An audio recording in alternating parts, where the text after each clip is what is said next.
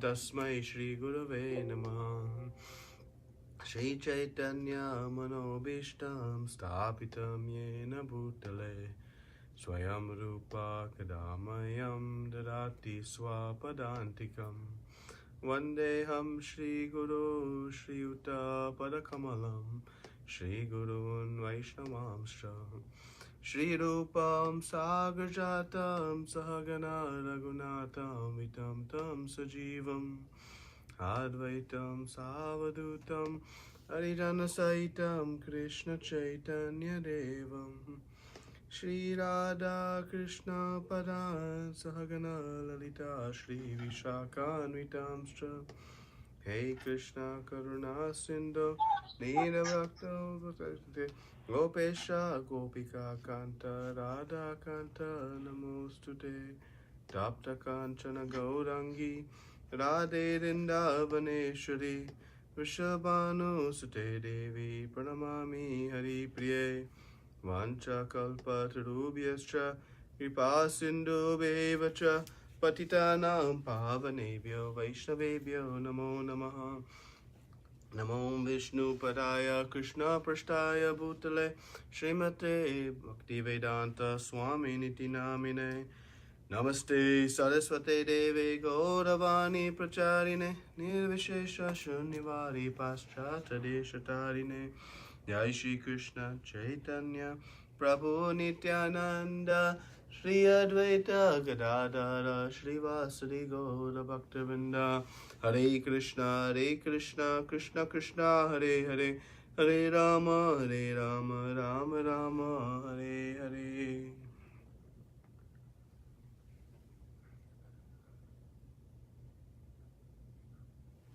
Hare Krishna, everyone.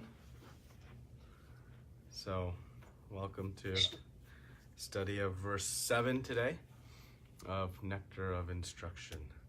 So, last week we discussed verse 6, and the discussion was around how to treat a pure devotee of the Lord. This is the last verse in the section of Sadhu Sangha. And we said the pure devotee, the qualification is based on consciousness. Consciousness that I am spirit soul, and the purpose of life is to only please Krishna. I have no other purpose in life. To the extent I have such consciousness, it marks my purity in devotion. Unalloyed means without any impurities, without any other things mixed. So unalloyed devotional service is pure, meaning no other material motives. And we said that a pure devotee is already liberated. Liberated is not a geographic destination, but it is a state of consciousness. Am I free from the entanglements of the material world? Mam chayo vibacharena bhakti yogena sevata sagunan samititaitam brahma bhuyaya kalpate. Krishna says in Bhagavad Gita that one can at once transcend the modes of nature by unfailingly performing devotional service. So this is the subject matter of pure devotional service. And the summary of the whole verse was, do not see the pure devotee by material conditions. Right? Don't judge by the material things that we may see, their birth, their bodily form, the look, or anything like that. But instead, it should be based on only on their spiritual condition. How much purity do they have in their devotion, right? So one should not consider a pure devotee also to be an ordinary person, right? These are very, very special personalities that warrant a very proper way of us meeting them as well. So that was the summary. The 6 offenses was to not criticize the bodily defects, to criticize birth or criticize misbehavior, even if they make a mistake, because bhakti is so powerful. If they are remaining fixed in devotional service, they may overcome those. Don't take a materialistic vision to the devotee, or to treat as an ordinary human being, or to try to correct or advise. We may not understand the why of things that they are doing. Right? So that is last week's verse in summary. So now we'll discuss verse 7, this very important verse for us in attempting to increase the quality of our chanting. This chanting process we know to be very, very important, and we'll see its importance today, and we'll understand why we may not yet be feeling the great quality of chanting that we aspire for. And so we'll discuss that today. Verse 7 reads as follows: the holy name, character, pastimes, and activities of Krishna are all transcendently sweet like sugar candy. Although the tongue of one afflicted by the jaundice of avidya, ignorance, cannot taste anything sweet, it is wonderful that simply by carefully chanting these sweet names every day, a natural relish awakens within his tongue, and his disease is gradually destroyed at the root. So this is a very nice verse by Srila Rupa Goswami, giving us a very wonderful analogy. So we'll discuss that in great detail today. So this verse gives us the instructions, the upadesh, on chanting of the holy names, the Hare Krishna Mahamantra specifically. So the verse discusses the process of removing our material contaminations. That is what is preventing us from tasting the sweetness of Krishna's names, his forms, his qualities, and his pastimes. The sweetness of Krishna is universal and absolute, meaning it applies to everyone, and it is at all times. It is not that, oh, I like this and you like that. I like rasgulla, you like cake. No. This absolute means it is universal to all living entities. Right? And it is perfect. So why are we not feeling it? Why are we missing this greatest sweetness? We are all pleasure seeking, but we're not seeking it from this source of all happiness. And that is Krishna's names, pastimes, and forms and qualities. And absolute, again, it means it's not relative to time, place, or circumstance. An example would be we're staying in a very beautiful home. It's very lovely, beautiful view right on the lake and all of that. But if this home is very hot, it will not be pleasing. That pleasure is not absolute. Or if in that home there's a very foul smell, it will not be pleasing. Because the pleasure is dependent on the other circumstances. Because it is not absolute pleasure. But the holy names of the Lord, they are absolutely sweet. It is not dependent on any time, place, or circumstance. Right?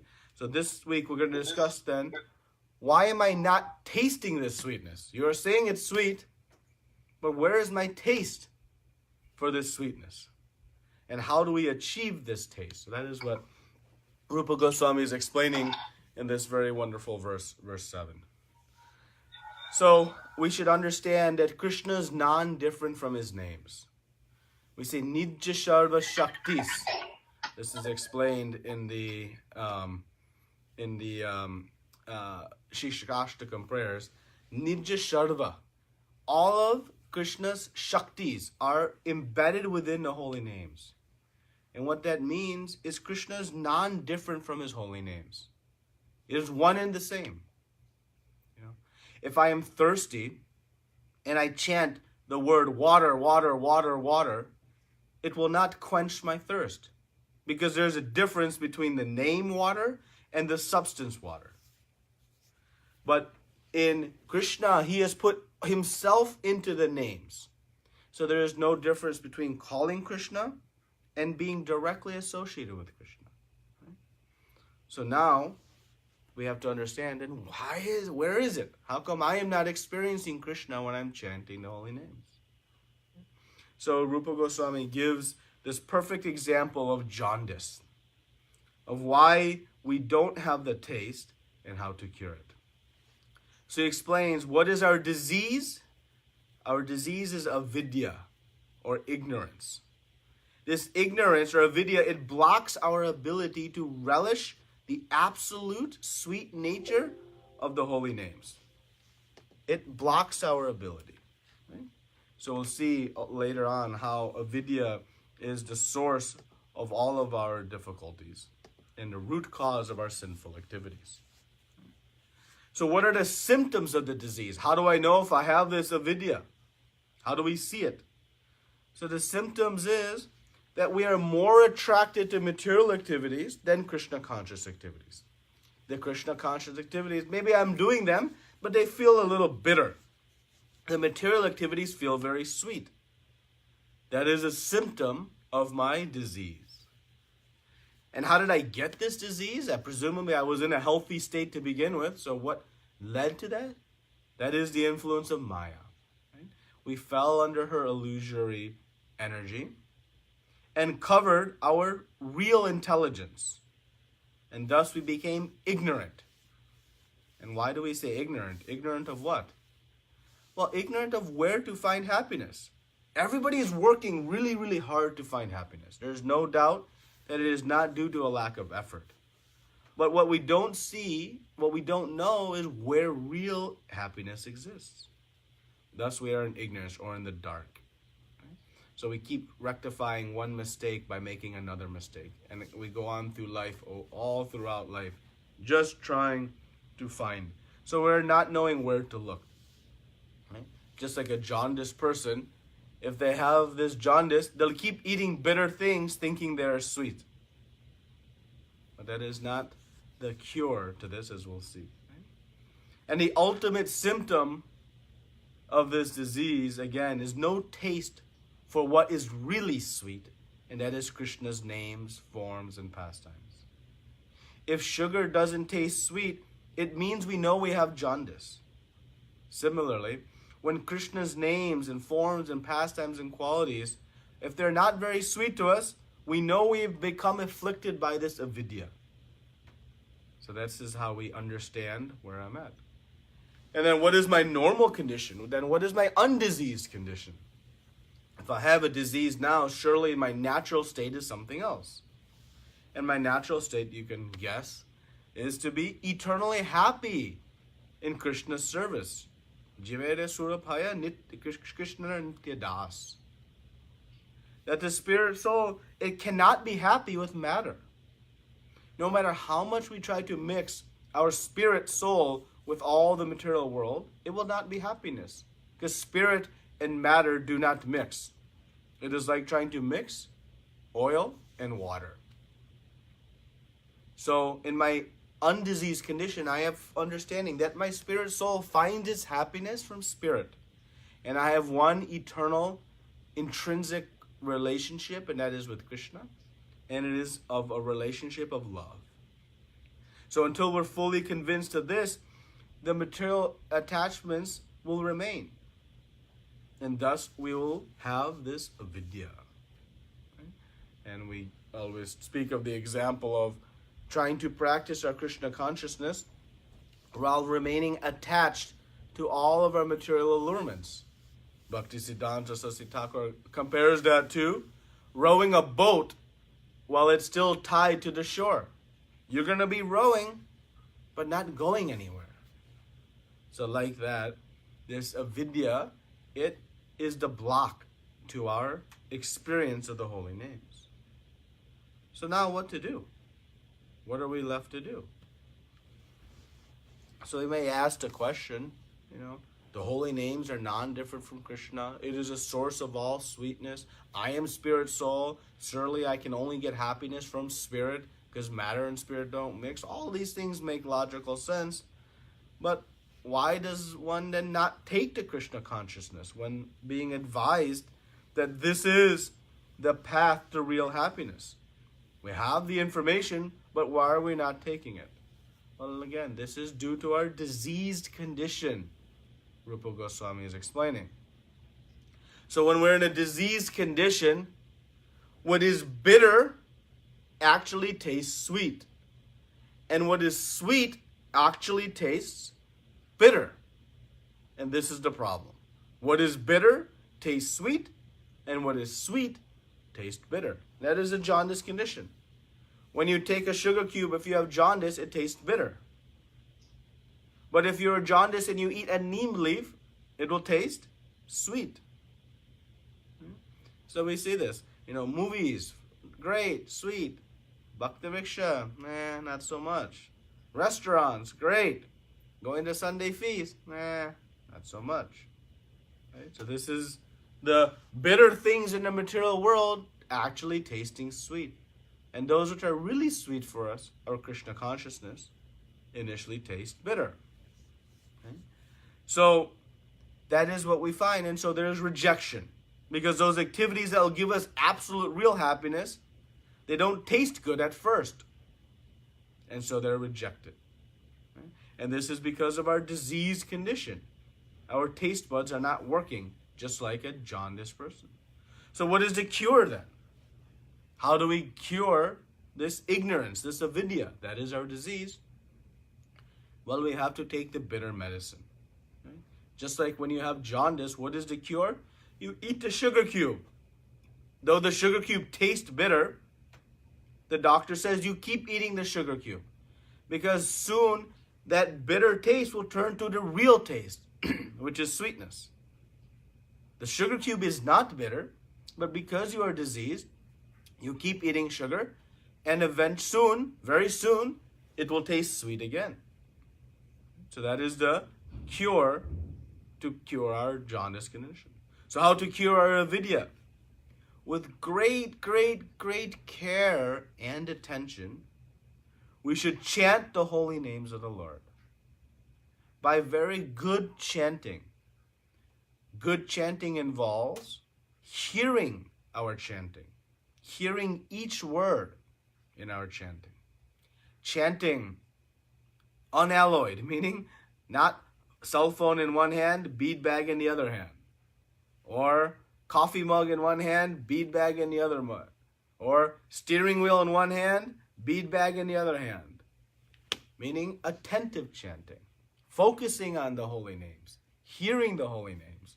With great care and attention, one will cure this jaundice condition.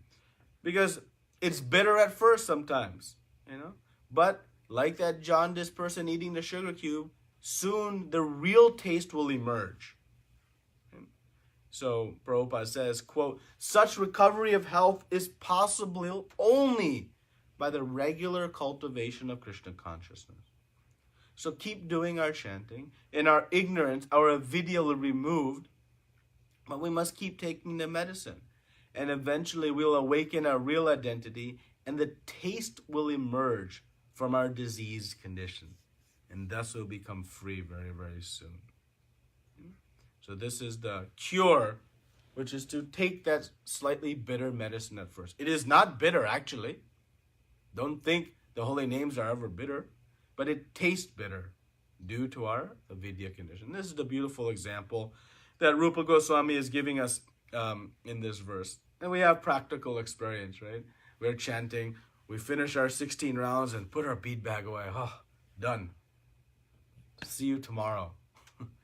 That is our initial state. Okay? But what happens? What is the mood when we lose our jaundice, our ignorance, and we can actually taste the sweetness of the holy names? Wow. One becomes addicted to chanting. One cannot stop the chanting of the holy names. In a very mundane example, just as an alcoholic is addicted to drinking uncontrollably, in the spiritual taste of the holy names, one is addicted to uncontrollably chanting 24 hours a day. Doesn't take any effort. It happens naturally. So sweet is the taste. The hairs stand on end at the recitation of the holy names of the Lord. Tears are flowing from my eyes like torrents of rain. Nayanam galarashudaraya baranam gagadarudaya gira. Pulakaya nichitamba puktara. Tavanama gahane bhavishati. A moment feels like 12 years or more when I am separated from the holy names of the Lord. Igayatam nimishena chakshusa pravushayatam. These are all verses from Shishtastakam prayers. So this separation, it feels like an eternity. The eyes are watering, hair standing on end. This is what happens when we taste the holy names of the Lord. Right? So this intense mood will be developed, not the intense mood to be done with our rounds. The intense mood to chant all the time. That is what will develop when we remove the diseased condition of avidya. Okay? And again, Just like you cure jaundice by taking sugar cubes, though it may taste bitter at first, the cure to our ignorant state is to take what seems bitter at first, this chanting of the holy names, and keep chanting. And soon we'll revive our original taste buds. So, where does this disease reside, we may ask? Propot explains that it resides in the heart and the mind. So we must cleanse the mind and the heart from these misconceptions. And the means to do so is chanting Hare Krishna, Krishna Krishna, Hare Hare, Hare Ram, Ram Rama, Hare Hare. Chaitanya Mahaprabhu came and told us, just chant. Because by the process of chanting, you will cleanse the heart and the mind of all these misconceptions so that taste can emerge. Cheto Darpana Marjanam. The Darpana, the heart, the mirror of the heart. Darpana is mirror. Must be cleansed. Okay? And Prabhupada states that the Krishna conscious movement, this ISKCON movement, is especially meant for creating an atmosphere in which people can take to the chanting of the Hare Krishna Mahamantra. You can see Srila Prabhupada is basically saying this whole movement is meant to get us to create an opportunity for us to chant the holy names. Why? Because it's so powerful to cleanse the heart and mind of this avidya.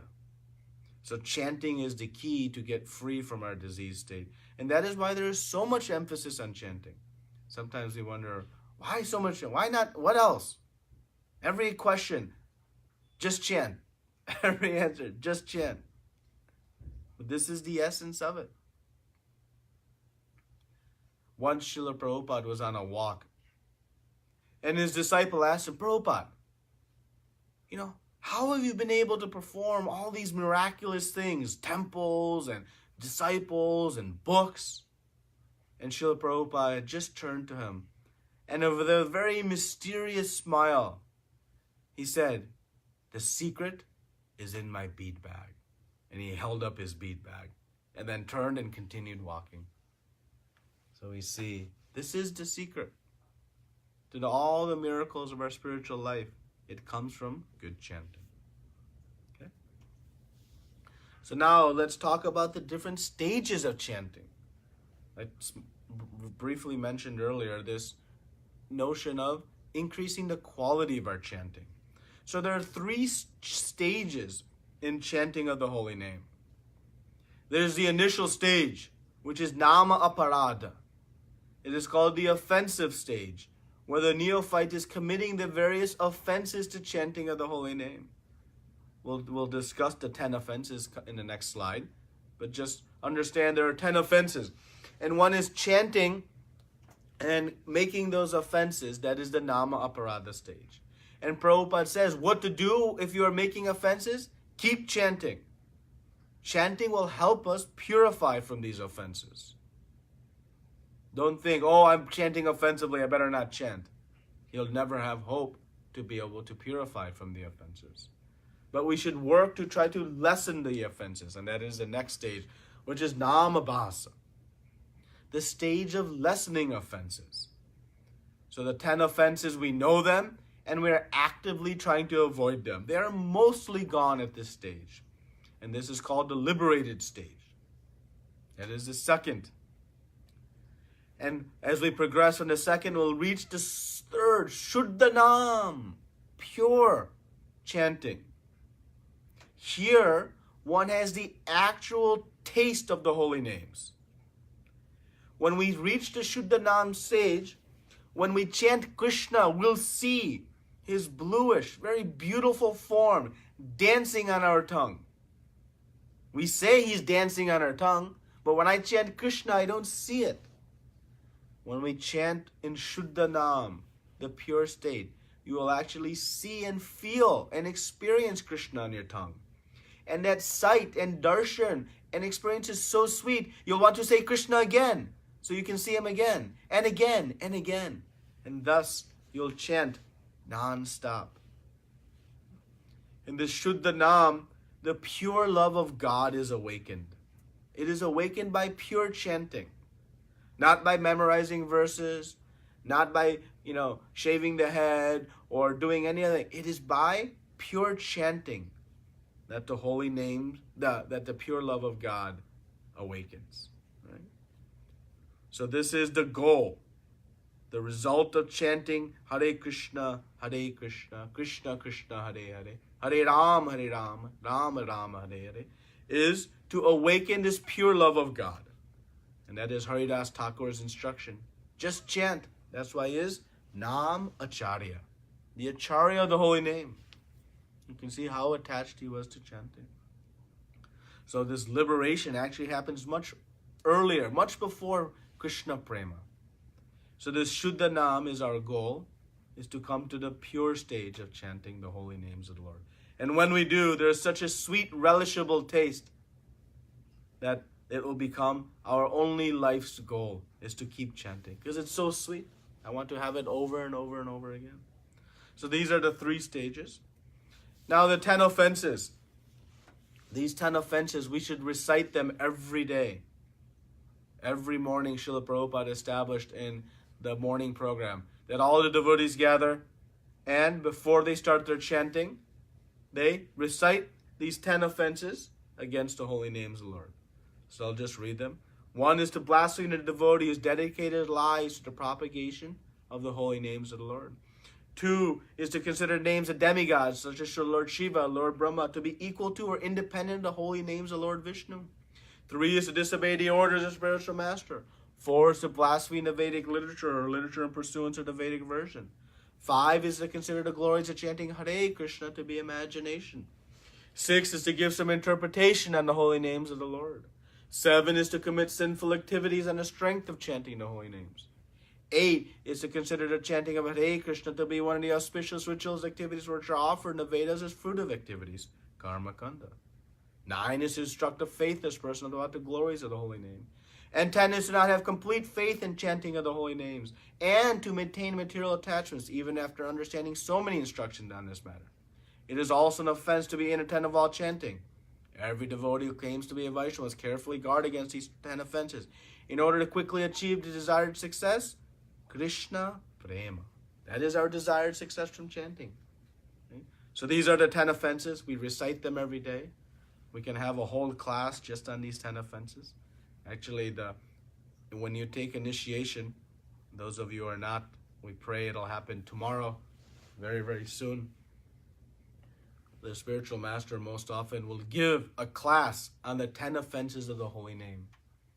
As we are taking Harinam initiation, helping us see the importance of avoiding these 10 offenses.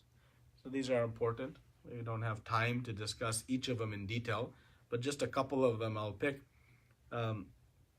The offenses to the devotees should be avoided, as indicated in the first one. 3rd, disobeying the order of the spiritual master. We must understand that the order of the spiritual master is very, very important for us in our devotional life.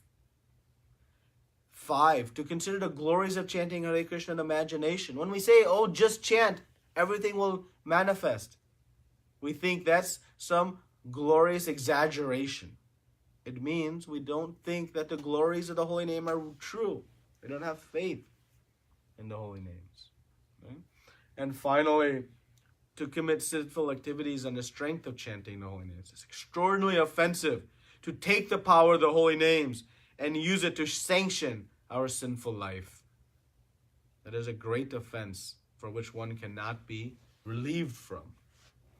And final, attentive chanting. Right? To be inattentive while chanting is very offensive. You can imagine that if you've called somebody to your home, some great person to your home, and when they come to your home, then you are busy on the phone, you're talking to somebody, you're doing some laundry, you're cleaning, and they're just sitting idle, waiting for your attention. That would be very offensive to that guest. Well, we are calling to Krishna to be with us, but our mind is roaming somewhere else. We're calling to Krishna, but we are paying attention to someone else. Certainly that would be offensive. Right?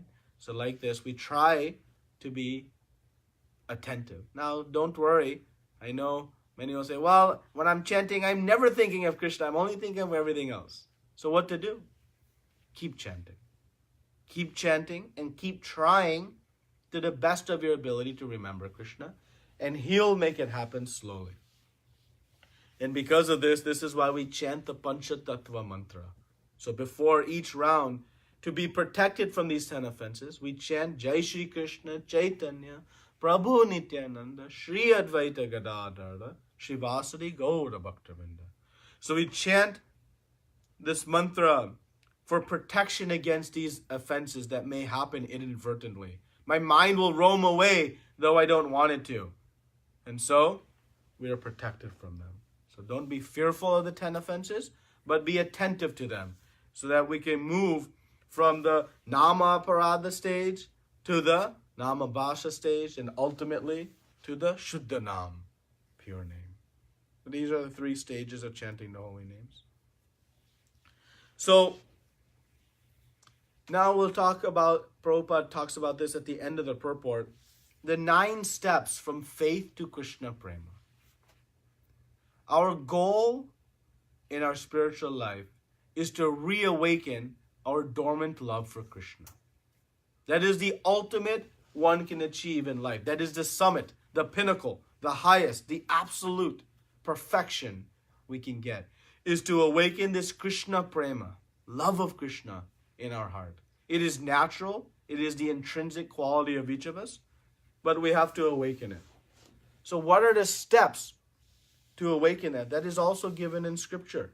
And there are 9 steps to going from our initial stage, which is some faith, to Krishna Prema.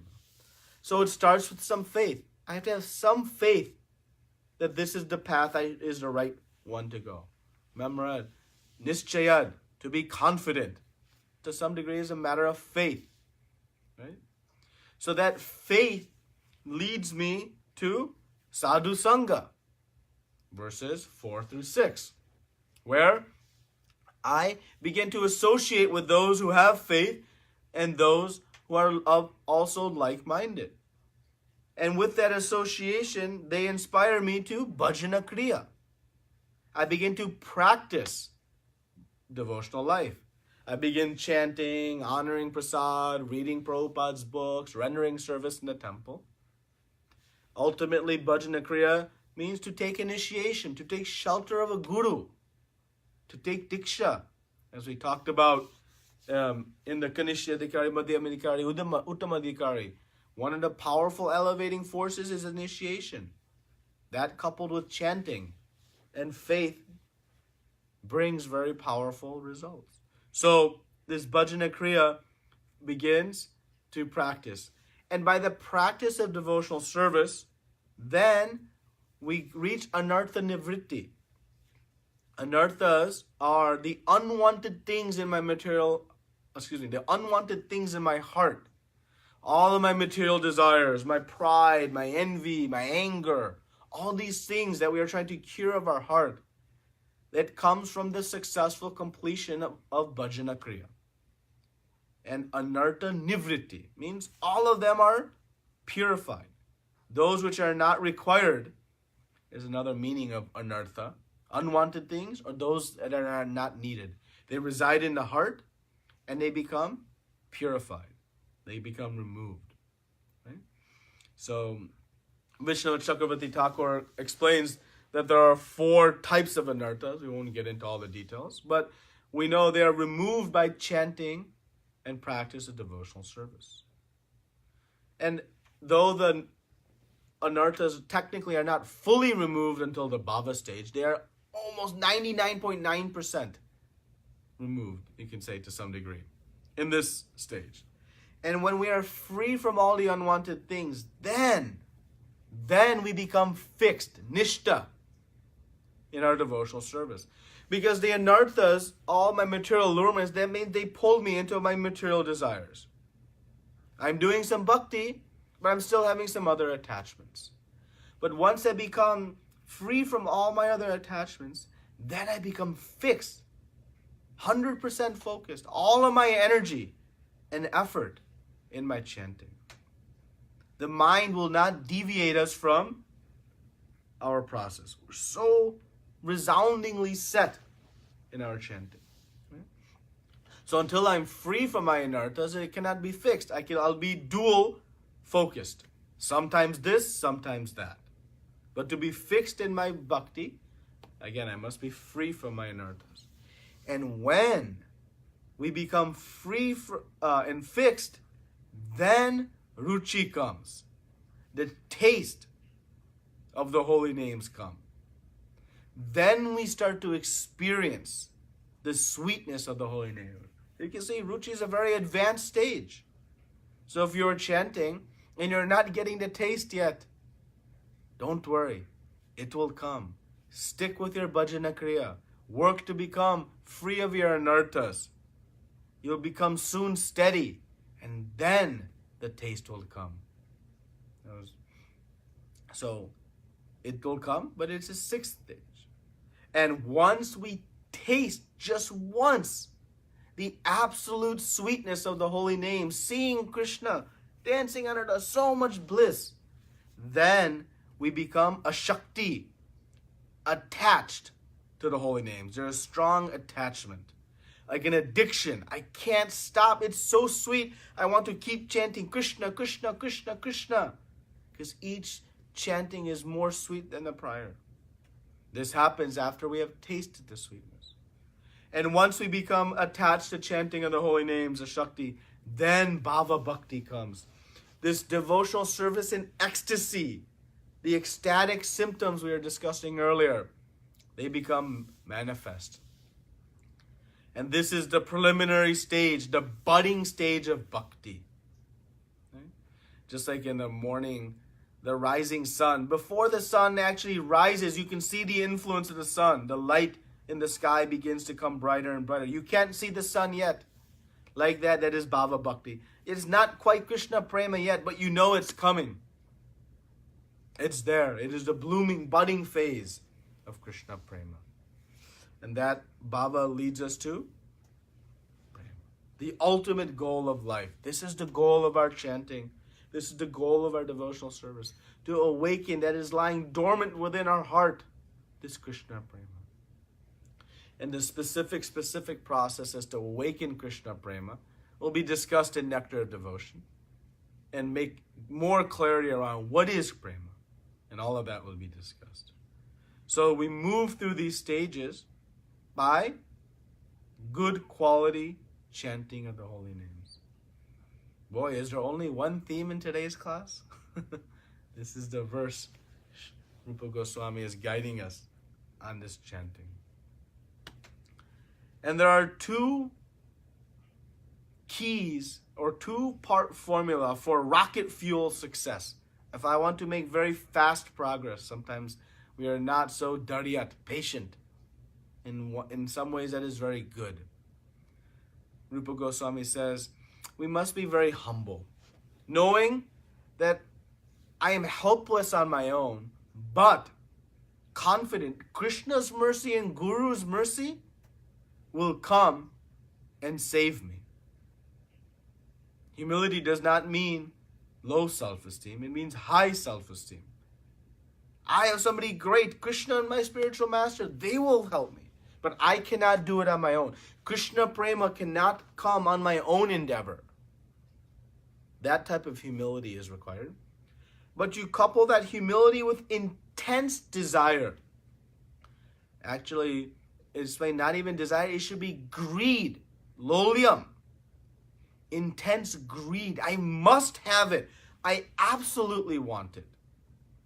So if we couple intense desire with great humility, then we make rocket speed progress. But we cannot just have intense greed. I want it, I want it, I want it, and I deserve it. It is mine. I do it. No. With a very humble mood. But if we're just humble, I'm lower than a blade of grass in the street. But we should couple that with intense desire. Just humility alone is not sufficient. So there must be intense desire. And we see this. When there's a will, there's a way. So fuel our desire to have this taste of the holy names, this Krishna prema. Couple that with the humility that I can't do it, but Krishna can help me do it. And we'll very soon experience the taste of the holy names, the bliss, and Krishna prema will awaken within our heart, and we'll have found perfection of life. Krishna will make it happen. So this is verse 7 today. So we'll now take any comments, questions, feedback.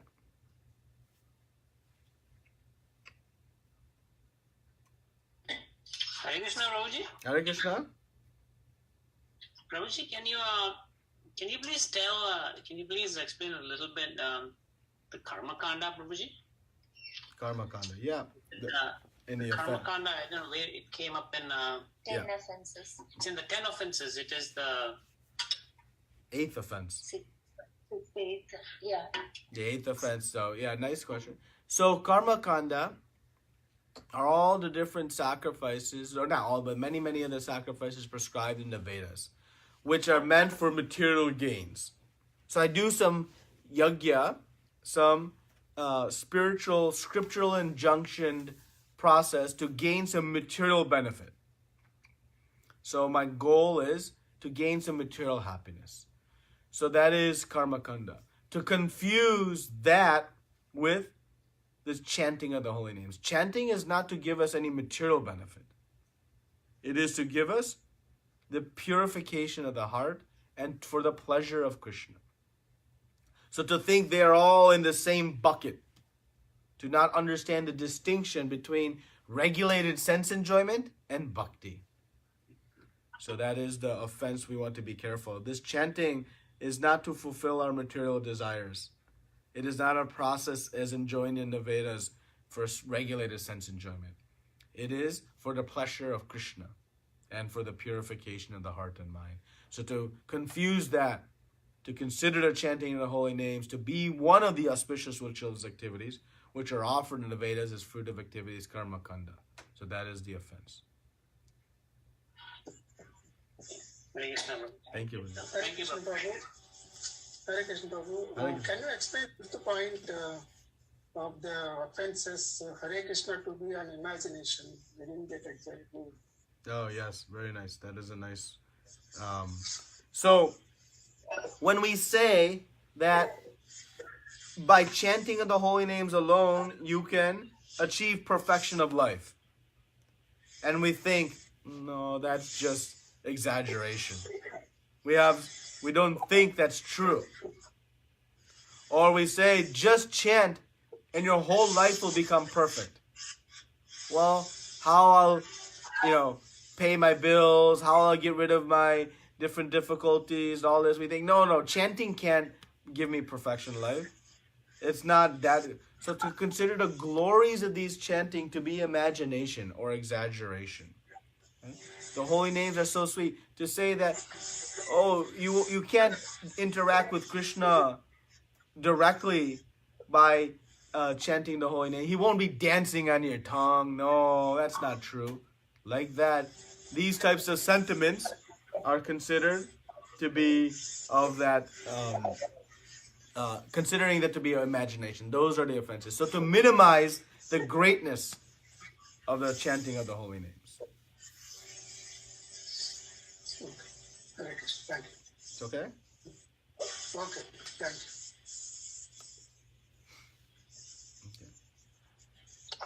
Hare Krishna Prabhuji. Hare Krishna Mataji. Hare Krishna Prabhuji.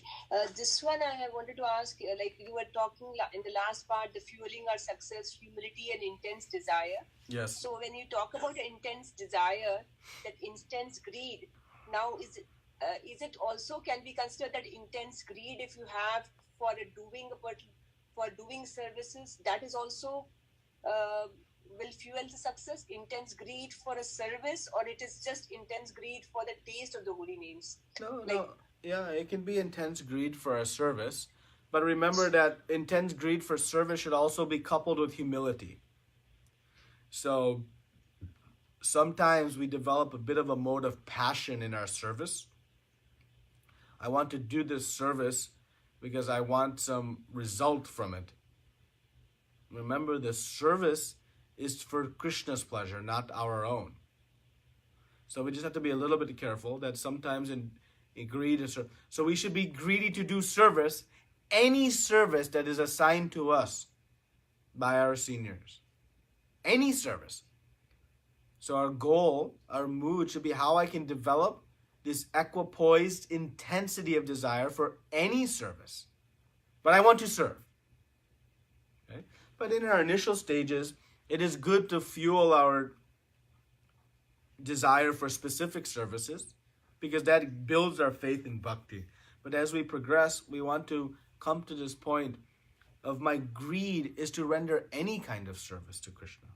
So, but yes, the broader answer to your question is inclusive of all practices of bhakti, service. My greed to read, I can't stop reading Srila Prabhupada's books. I want to hear more classes on Krishna. I want to chant more. This is all part of this intense desire. So, it's okay? Yeah, thank you, Prabhuji. Thank you, Mataji. Hare Krishna, Prabhuji. Hare Krishna, Mataji.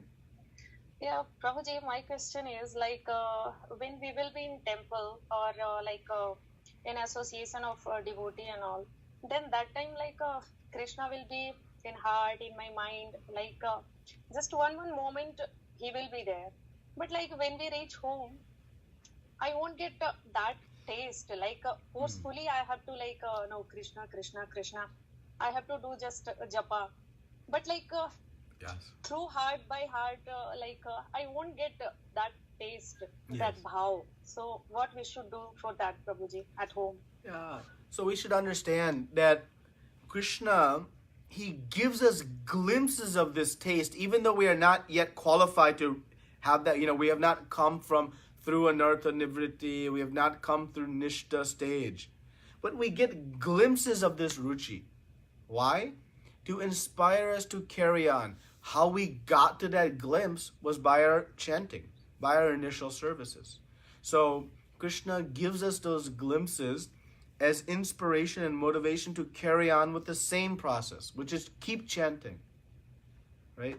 Prabhupada says that even if you're chanting offensively, what to do? Keep chanting. Because soon you'll get to the next stage. And then finally the next stage.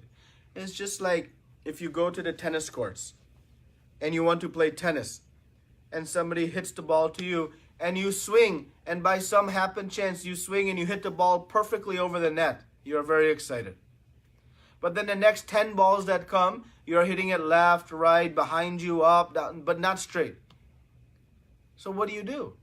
How to get back to that stage where you hit it so nicely? You have to keep hitting more balls. Keep practicing. Get a coach, someone who can teach you how to play. And you keep doing it. And as soon you'll become very good at it. And you'll keep hitting the ball over. So like that in bhakti, what do? Keep doing it. But we need a coach. That is Guru. Guru guides us in how to apply the principles properly. How to swing the racket is what the coach does. How to chant, how to practice our bhakti, what services to do. That is the role of Guru in our life. But those glimpses that we get, we hold on to those saying, yes, that is what I want again. And so when they're not coming, keep practicing. Because this avidya, right, this ignorance is still present. We may think, well, why it's there? Now I know I'm spirit soul. But remember, we have for millions of lifetimes been building up this avidya. So millions of lifetimes, well, 1 or 2, 10 years, it might take some time. It won't take millions of lifetimes to undo it, but it'll take some time. So that's why Rupa Goswami has already told us, be patient. Right? How brilliantly he has composed this nectar of instruction. It is all very flowing nicely. So it'll come, but just be patient. Relish those glimpses Krishna gives us as his great mercy. And by continued chanting, and work to improve the quality of our chanting. In the home, we become distracted sometimes in our chanting. We are attentive to all the household duties, the cell phones, that and the other. So that is why it's recommended, if you really have intense desire, rise early in the morning when everything else is quiet. Kids are sleeping and the neighbors are sleeping and no TV is on, and just nicely sit and chant or walk, whatever, but focus on your chanting. Then move to the other parts of your day. That will increase our taste in our chanting and the potency and power of it. And while we're chanting, hear the names. We should hear each of the 16 words, each of the 32 syllables. And like that, we'll find it. So just keep doing, and it'll happen. And the proof is, because you've already experienced some glimpse, that is Krishna's mercy. It's okay? Thank you, Prabhuji. Thank you. Hare Krishna. Hare Krishna.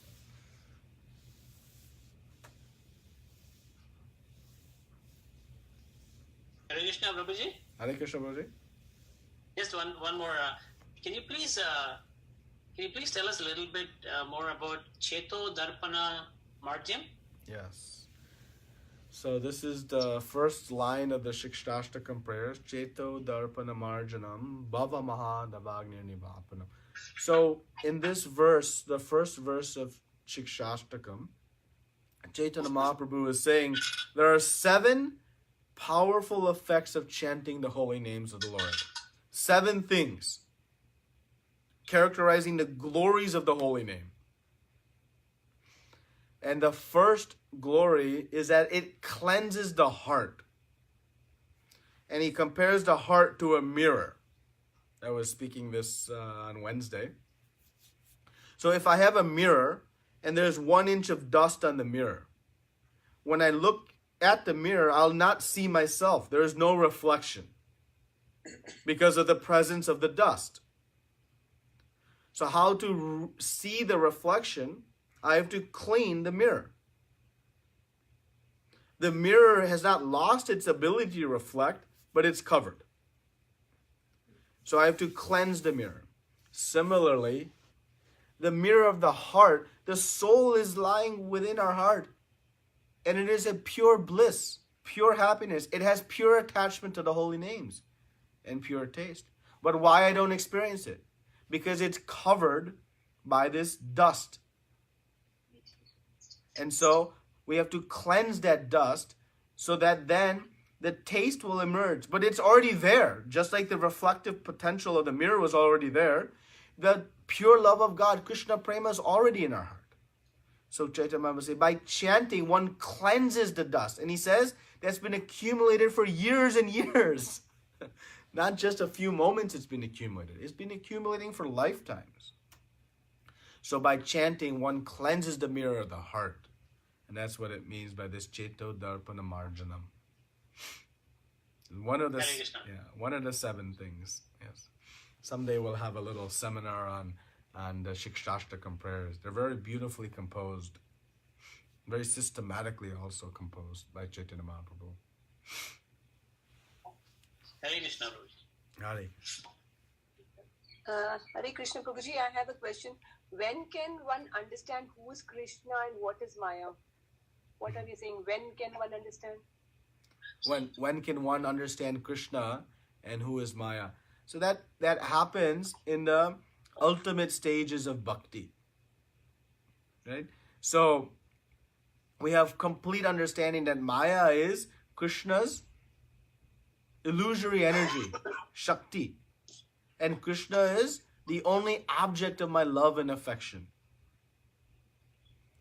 So one understands that in the stage of Krishna Prema. Begins to understand it in Bhava Bhakti. That is when Maya is fully dissipated. So by time of Bhava, one has complete understanding of this situation. So that is the understanding. But we have some glimpse of it. Oh, I know Krishna to be the Supreme Personality of Godhead. But do I really know him to be the Supreme Personality of Godhead? Is it Vigyan, realized knowledge? So that manifests in this very advanced stage of bhakti. Did I answer your question, Mataji? So basically, right now, we're not experiencing anything of that.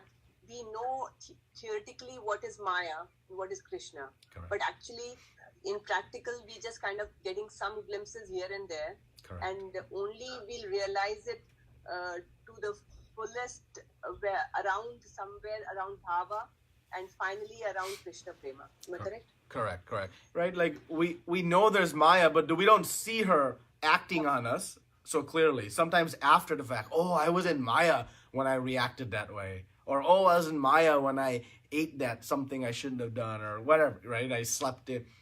So, but we don't see it so clearly. But we understand her influence. And like that, we don't see Krishna yet so clearly, but we know he's the Supreme Lord. So, yes, that is how we understand. Nice question, sir. And then, Yeah. And there is one more which I didn't understand. 1 second.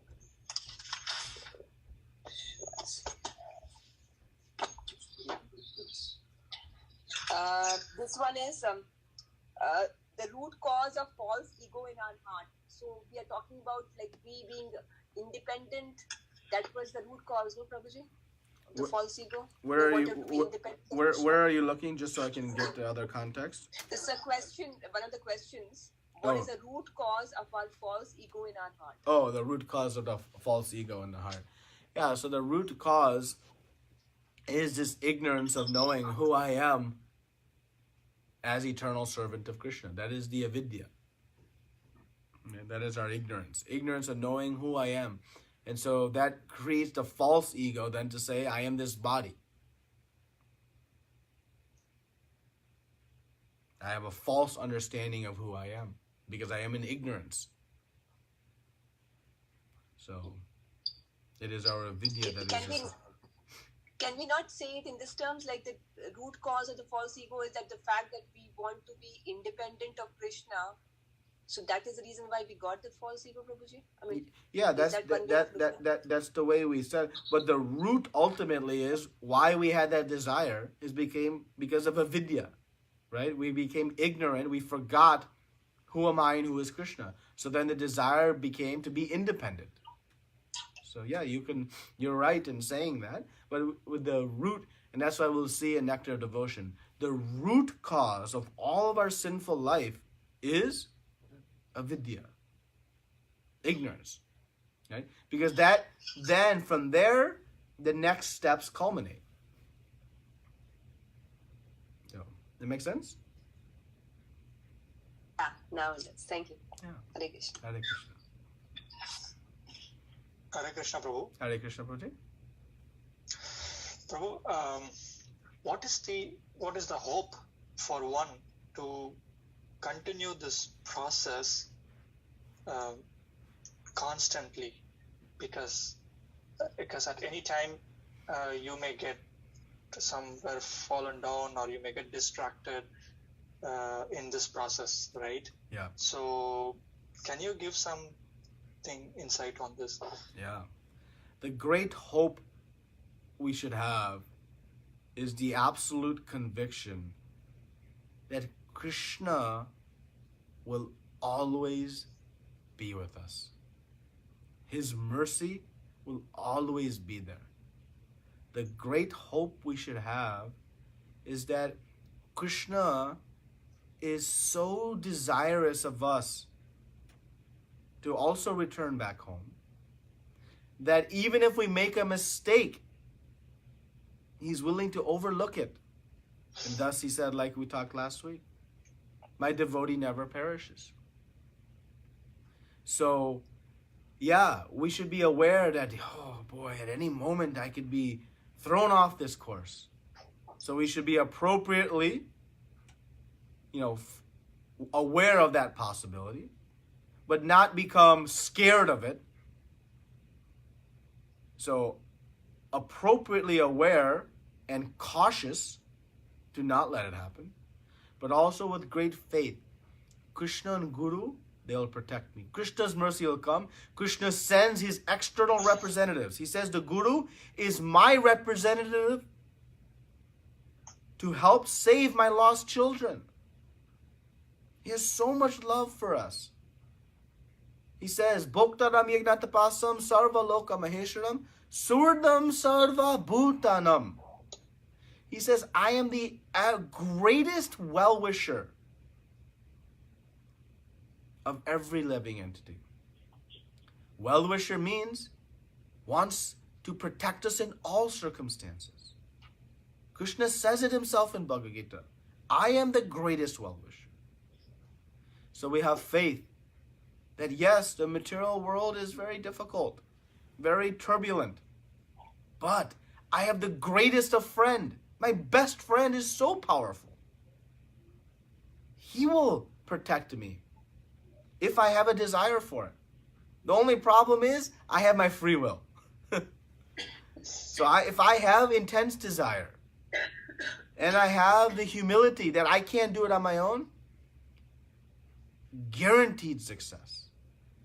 Guaranteed success. Because by basic logic, if you want it, certainly Krishna wants it. Krishna has been wanting us to love him again since the moment we left. So his desire has not ever dissipated even a millisecond. Now, if our desire joins there, so now he desires it and we desire it, what is the possibility of it not happening?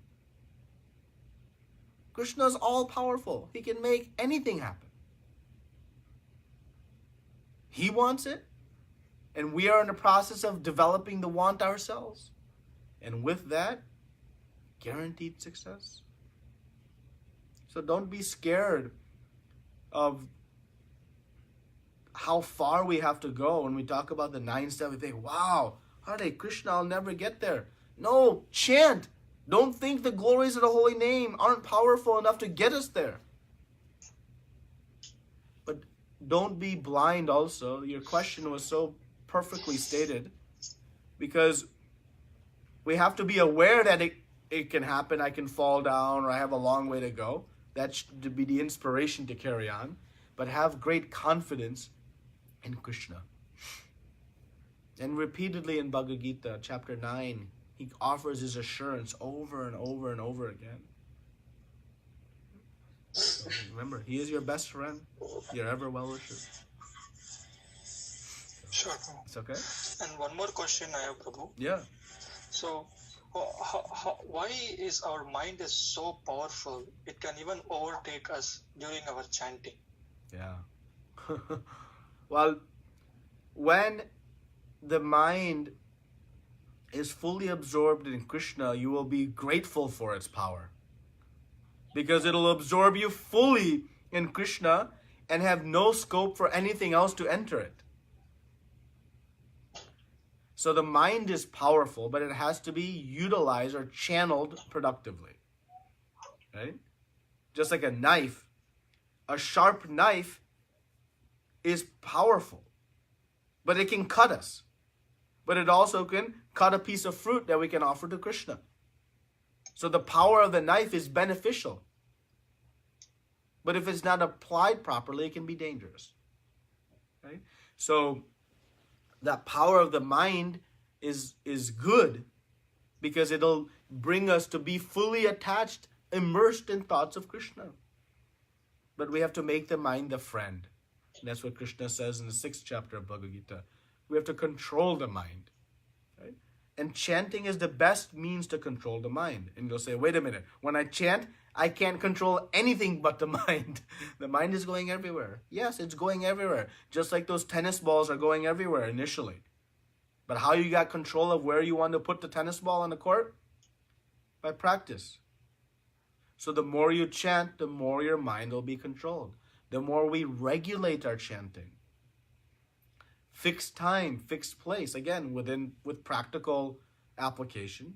The more we can regulate our chanting, the more we'll be able to control that mind. Right? So it will happen. And when it gets controlled, the power of the mind will actually take us to beautiful places. So relish its power, but harness it. And how? Keep chanting. Yeah. I think the place also matters. If you do chanting in temple, it is so different than you chant in the house. maybe this is our mental thinking, but maybe it's true also. No, it is. Because you cannot be in the temple all the time, definitely. So, It is, absolutely. When you're chanting in the temple, on days like Gaur Purnima, it's different than other.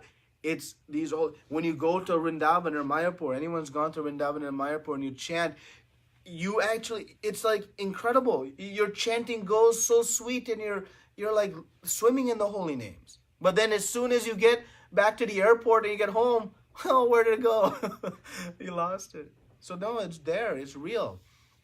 Right? So these powerhouses of Krishna Prema fuel us because we are not yet able to draw it out in all places, all circumstances. Right? Pure devotee like Srila Prabhupada could chant in New York City or on the banks of the river Yamuna and be equal experience. But we are not there. So place is important, but also place in the home or again regulated, we can get to the point where we'll be able to experience it anywhere. Haridas Thakur was chanting in the caves. He was chanting at Siddha Bakul under the tree, not even inside the temple. He could not go inside Jagannath temple.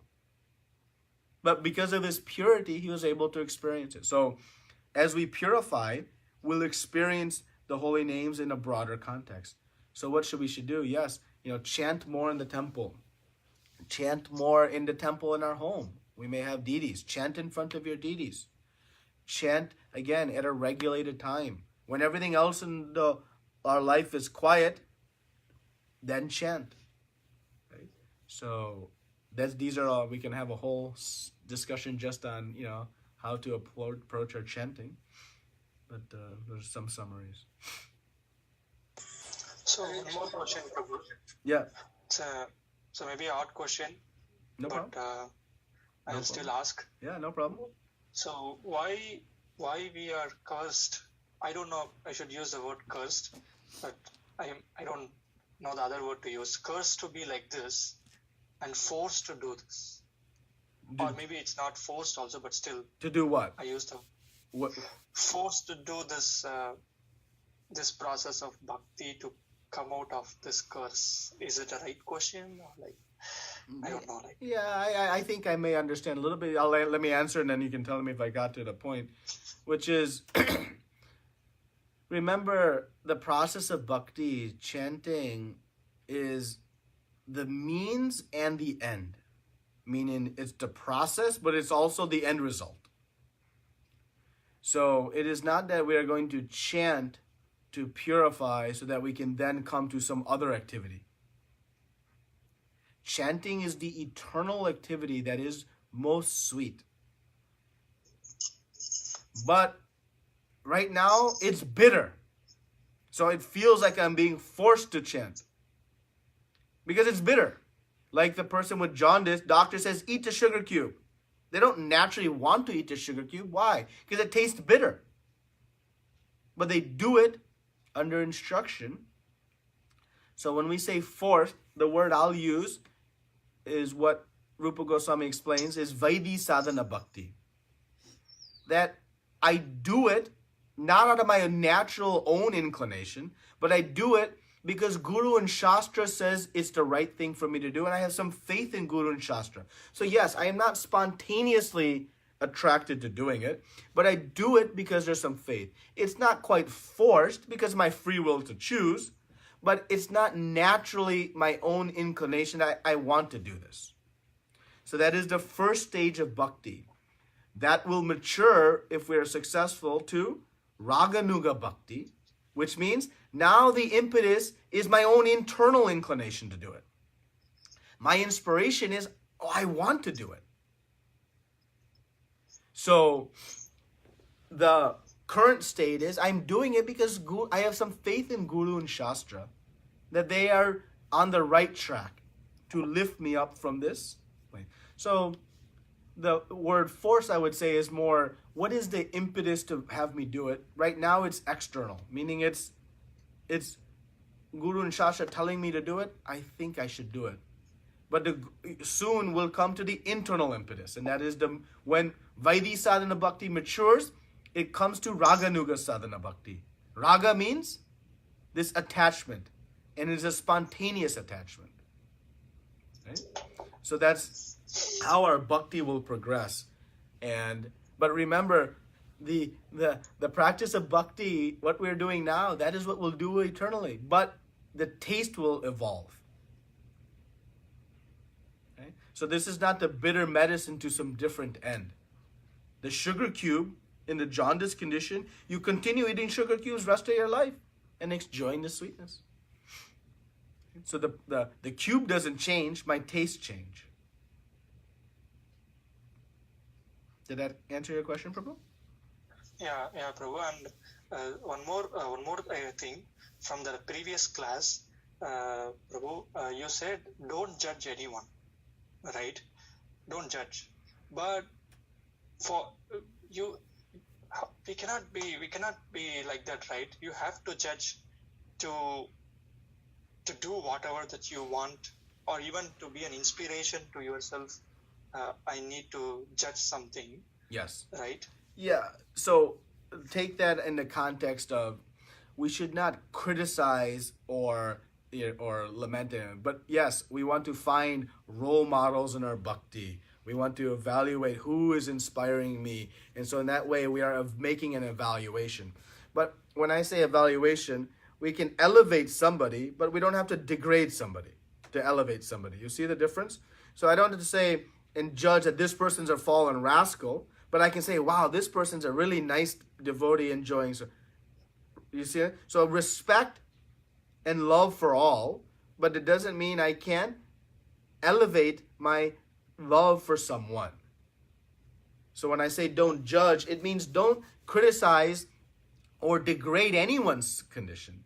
But of course, there's a perfect question you're asking, because we have to become inspired by those and see who is inspiring me in that service, right? So that's what I mean. But in looking at that person, don't look at the next one. Oh, they are fallen. They're not like this person, right? So that's what we mean by don't judge or criticize. We understand, okay, this person is in the process of removing their avidya also. This person is just a little bit further along. So love and respect for all, but we can adore and have our love, attention and inspiration from those that, we deem to be inspirational to us. So it's a nice distinction you made. Yeah, true. Because sometimes, we don't maybe see what is the higher objective of what we are doing. We are not realizing that. Yeah. Yeah. And we get distracted by others who enjoy something in their material world. And it's so easy for you to maybe get distracted. So, yeah, and that's where it's important to discern, right? The Madhyamadhikari can discern who is fallen, who is elevated, because that you can make the other side also dangerous tag. Oh, everyone is good. Everyone's just doing their own thing. No, that's not true either. Oh, they're doing that activity. That gives them happiness. This person's doing better. No, there is there are better activities and there are lesser activities. We don't not judge the person as better or lesser, but the actions they are doing, there are better activities and there are lesser activities. So we have to judge and evaluate those, right? So you have to kind of simultaneously carry both together. And so we don't want to think, well, my neighbor is doing that. That's okay. That's equally good to what, that devotee is doing. No, that is offensive again now, right? Because we are putting them on the karma kanda and this. Same. No, it's not the same. Okay? So we have to make distinctions on activities, distinctions on people and bhakti and things like that. But the judging, criticizing means we hold respect and love for all. And that's actually it's very pleasing to the heart when we do that. When we love all, it's very pleasing to the heart. Thank you, Roji, for your nice questions. I have one question. Yes, Roji. In this right status of process bhakti, right? So how do we know that we are in which stage? Sometimes I will be in a sadhu sangha, sometimes I have some faith. But how I know but which stage I am, like how much I have to do for getting that stage, and I will fall down sometimes that stage. Like what is the measurement from that? how I can measure myself, each skill. Yeah, it's a good question. You can understand where we are based on, am I purified of all my anarthas? If not, you're likely in stages 2 and 3, right? Bhajana Kriya, you're practicing devotional service, aspiring for initiation, diligently executing the regulator principles of bhakti.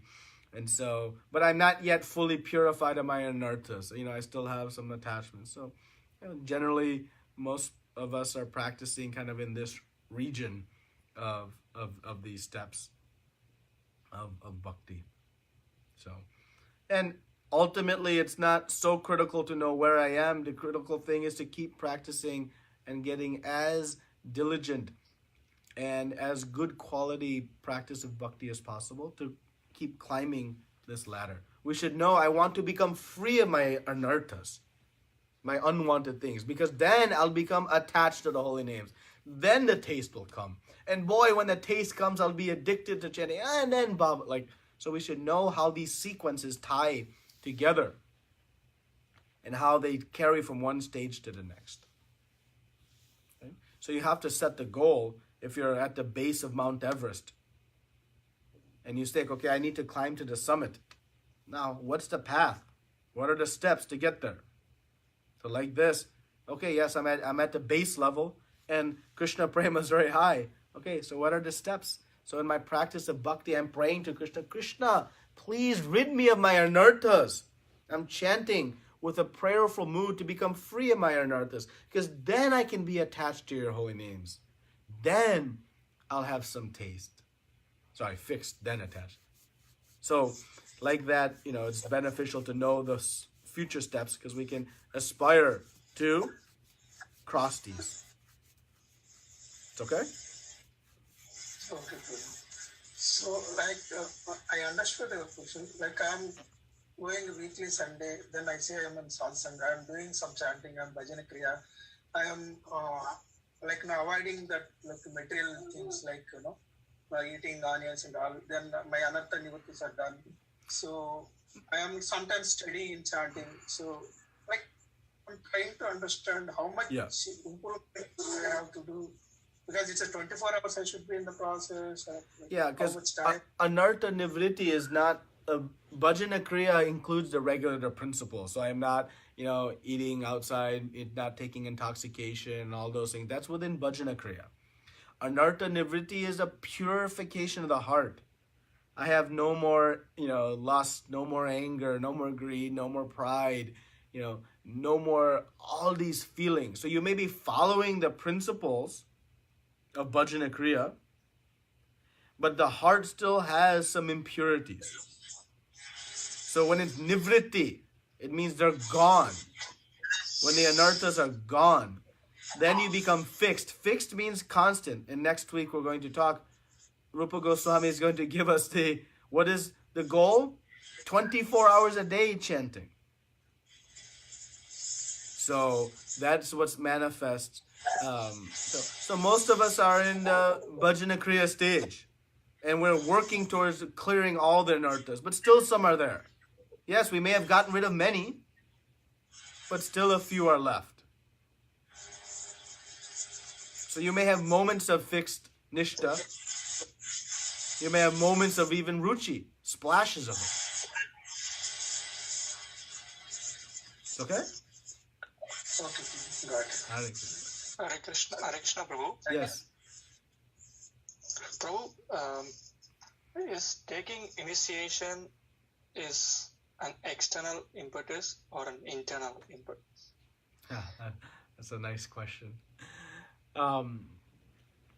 Boy, I can have a whole discussion on this. Rupa Goswami is going to give us a lot of instruction in Nectar Devotion on the process of initiation. Actually, 4 of the first 5 angas of Vaidhi Sadhana Bhakti is all about initiation. So, and the need to accept a guru on the path of devotional service, and the importance of it. So, what happens is, when we see in Shastra the importance of guru, we see Krishna's own instruction, Tadvidi paripatena pariprashnena sevaya putdikshantite gyanam ganinastata darshana. We see over and over again. It develops an internal desire that I should take this step. So the step cannot be forced upon one or impressed upon one. But the impetus develops from hearing in Shastra, seeing the experience of others, that kind of observation. It develops a mood within. And there is a Chaitya Guru. The Super Soul is our Chaitya Guru. We have 4 Gurus. The Chaitya Guru in our heart then sees that developing desire and then arranges for the Diksha Guru, the external Guru, to come into our life, the Shiksha Guru to come into our life and guide us. So the internal Chaitya Guru, the external representative Chaitya Guru is our spiritual master. So the knowledge comes externally, but it develops, there's a desire that develops within us that this is what I need. And one prays to Krishna, Krishna, bring the Guru to my life that can bring me back to you. And one surrenders to Krishna bringing Guru into life. One actually doesn't even have to go out and find one. Krishna will bring that Guru into one's life when there is desire. They'll come to you. That is the beauty of Krishna's arrangement. Okay? So it's kind of a mix, I can say. Like with the knowledge comes externally, but it remains an internal desire that manifests in the heart. And one, to some degree, lets the process unfold that's being unfolded for them by Krishna. That is that can be a little bit tricky, and that requires a little bit more individual discussion because, there's different applications of that, but that's the general guidance. Okay. Thank you, Prabhu. Thank you. Nice questions today. Anything else? Prabhuji, I had a last question. One question was when it still does Krishna help more to those people, to the devotees who are doing offenceless chanting, or the ones, and what happens to those devotees who are having the desire and trying their best, but still their offences might be being committed? Ye tamam, right? Papadyante tam satayvya bhajamyaham. Krishna says, I reciprocate according to the degree of one's worship. So in that hand, we can see Krishna reciprocates based on the degree of our worship. But when we chant the holy names of the Lord, we first take shelter of Mahavadanaya, most merciful, most magnanimous Chaitanya Mahaprabhu, and all of the Panchatattva Gauda Bhaktavrinda. So when we first chant, why we chant Jai Shri Krishna is not some ritualistic process. No, it is we are asking for Chaitanya Mahaprabhu to help us overcome our offenses, to forgive us for these offenses, and bring us to this pure chanting, Shuddha Nam. So remember, just like you as a mother, you don't expect perfection from your child. What you want is effort. So Krishna is going to see our effort. How much am I trying? When he sees the effort, he'll bring us to Shuddha Nam. So the mercy of Chaitanya Mahaprabhu, remember, went to the most fallen. He is Patita Pavana. And thus Narottam Das Thakur is saying, I am most fallen, so you are my rightful claim. So don't worry thinking, I am far away, so now I'm lost. No, that is who Chaitanya Mahaprabhu came to salvage. He came to salvage me. So that way we can have great comfort. Yeah, we may be far away, but we are saved. And again, Krishna, he just wants to see our effort. Are we trying to get better? Just like we do with our own children. They color us some picture. We don't criticize that you colored out of the line, these two colors don't match, that. No. Well, when we're chanting, if we're trying and our mind is wandering and we're having some obstacles, Krishna knows, no, my dear child is trying. So, makes sense, Mataji? Yeah, that's comforting to know that our efforts. Yeah. This is a process of love. Love ultimately has no rules. Right? So, but take shelter of Gauranga Mahaprabhu and everything will become wonderful very soon.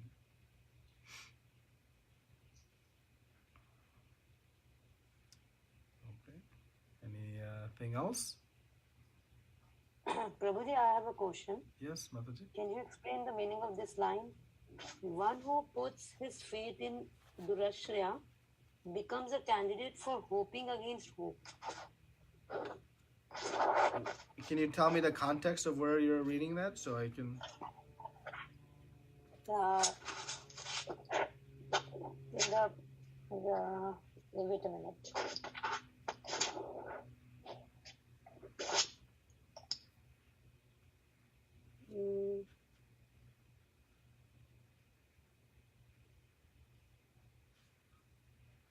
In the purport, first, second, 7th, 8th paragraph, I think so.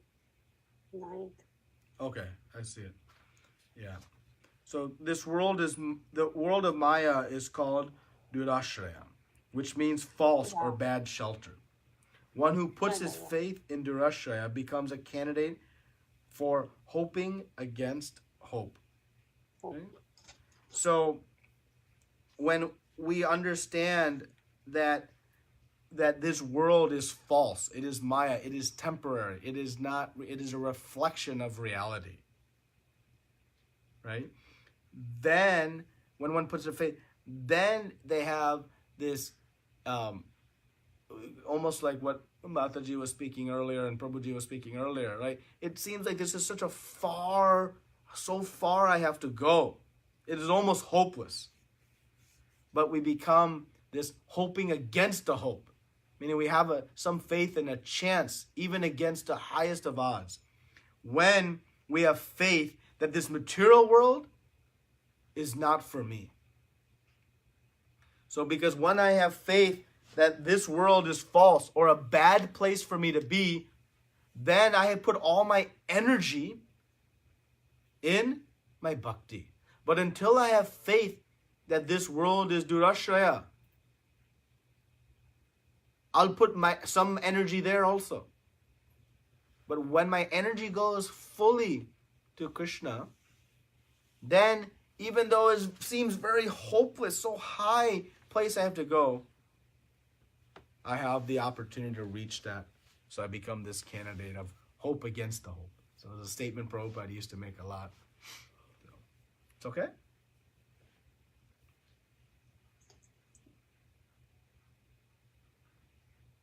Thank you, Mataji. Any other discussion before we wrap up? Okay. So, thank you very much. Next week's class, I'll have to announce the time I'm traveling. So, it'll be a little bit later in the day. So, I'll get back with everyone on next week's class time. It'll be a little bit later in the day. So I'll send a message here in the next day or two about what time it will be. So actually the next two classes will be as such because I'll be overseas, so a little bit time difference. Thank you very much. Srila Prabhupada ki jai, Ananta Koti Vaishnavinda ki jai. Hare